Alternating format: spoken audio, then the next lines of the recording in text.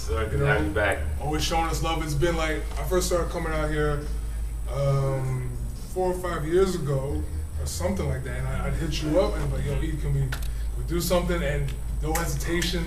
Right. You just showed love. You know, I mean, that's what the show's about. You know what I'm saying? It's about you know, new talent, up and coming talent. It's not always just about, you know, name value of like the bigger guys that everyone knows. So it's always about trying to find people that you don't know about. You know what I'm saying? So it's like I always wanting to, you know, spread love with up and coming people and people from out of town. And you know, as long as they're dope, they have a place here on the show. So definitely. And I mean, you showed a lot of love to Toronto over the years.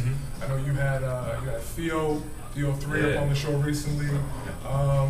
Some of the records that we were playing today, you know, you said that you guys had for a minute, you know, sure. the Decisive, the Toner. You were even saying that like you didn't even get it directly from them. You got it from Premier. You were saying the Toner record actually, Preem gave me. Yeah. Toner. I guess I don't know how he got it. If Toner sent it to him, but Premier, me and Premier, you know, always trade, you know, files like once a week because I fill in for his show a lot live from headquarters, and we just want to make sure we, you know, keep each other up to date on stuff. You know, once in a while I'll pass him some stuff that he doesn't know about, and vice versa. He'll give me some stuff. So yeah, he's having a Toner joint. Definitely a hot joint. So I'm always looking for stuff. You know what I'm saying? Like, you know, Piece of Decisive and Theo, like you mentioned, like, you know, dudes just hit me up on emails and send me stuff, and I listen to everything that comes through. You know, sometimes it takes me a couple of weeks to listen to stuff, but usually pretty quick. At least like try to do. Now, gotta let people know, you know, some of the other things you do. Of course, you have halftime and whatnot, but you got Fat Beats. You've been holding it down. How long now at Fat Beats? I've been on and off of Fat Beats for 14 years. Wow. And so you've seen like a lot of those Toronto records that came out in the 90s, a lot of the indie records. You were there, pushed them. They were hitting you up and contacting you to get those records. I mean, the best story is actually when we were when Fat Beats was still in the first location over on 9th Street. We were there from '94 to '96, and within those years, probably around '95 or '96, I hooked up with Lee from with David first from Knowledge Itself, that was working the Frankenstein and the Delphi Oracle stuff. And actually, you know what? Back before even that, I actually met him when I was still at Wild Pitch. I was working at Wild Pitch Records. That was '94, and that's when he came through. I think he was probably trying to shop their stuff around, but he came through and hit me off with the Delphi Oracle vinyl, and that kind of established the connection there. And then through him, you know, Frank was there and whatnot, so we kind of became cool. And then later on, it was Day that I hooked up with, and Day was working on the Socrates Father Time joint, and didn't have any connection really down here. So at that time was when I was with, you know, I don't even remember if I was actually officially in Fat Beats at the time or not, but it was either in between the Wild Pitch and Fat Beats at the time, because when I stopped at Wild Pitch when they closed, I went right to Fat Beats. So it was right around that time I think that I hooked up with Day, and then I brought he sent me the sock record, and I hit off all the DJs, you know, with the record, and like the record blew up like quick down here. Like everyone was feeling the joint. And this was Father Time? Yeah, Father Time. So it was getting, you know, Stretch and Bobbito were on back then. They had their Hot 97 shows. They were playing it all the time. Like all the, you know, Tony Touch, all the DJs were on the record, you know what I'm saying? So like his name started getting a lot of buzz around here, and that just established a relationship, you know, kind of like between me and like the Toronto guys. And then like, you know, they started funneling me more stuff and more music that would come. So that was kind of like I guess the initial experience of getting all the T-Dot hooked up. So dope. And I mean, in between that time, you did a lot of stuff, putting out your own records and whatnot. I remember, you know, the Dynasty record, Wildcats. You know that was a hot joint. Yeah. You know, of course the nonfiction shit. Sure. You know, and let's go back a second. You know, talk about the Wild Pitch years, because the Wild Pitch shit was, you did some work with Wild Pitch, right? Yeah, Wild Pitch. I started working at Wild Pitch in '94. And I was there like a year and a half. So we got there at the beginning of '94, and then they closed the summer of '95, and I was there until the end. And yeah, it was just, you know, it was a good time. It was a good time just in the industry in general. It's like, you know, just it's not the same, not just music-wise, but just like the people that actually work at the label were cooler back then. It was more of a community. Like, you know, everyone was like cool with each other, and like it was just a nice set of people to deal with. And over the years, it just seemed like, you know, everyone kind of like became artists themselves up at labels. Everyone was trying to be bigger than the act they were promoting.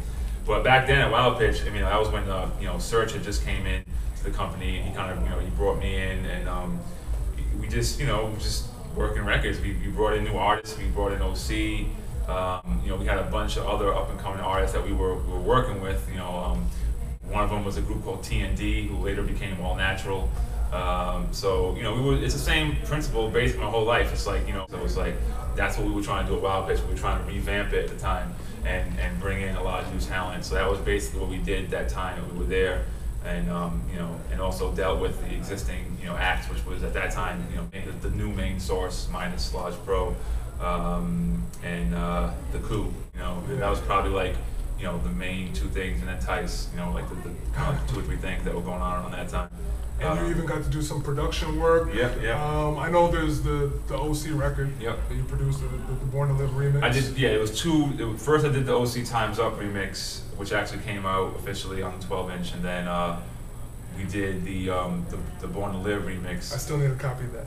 Yeah, it's funny how, like, you know, you start with like, and I never kept a lot of them, but I probably had about 10 copies, and now it's like I'm lucky if I have 3. You know what I'm saying? Like, but yeah, that the Born to Live remix was like a limited. You know, I think we did like 500 copies we pressed on it, and it got a lot of love. It was funny because, you know, like back then it was like, you know, when you're producing, you're just doing stuff for the love of it. So it's like, it wasn't like it started out as an official remix. It was kind of like, you know what, like every time we had something, I'd always run with the acapella and go home and try working on something.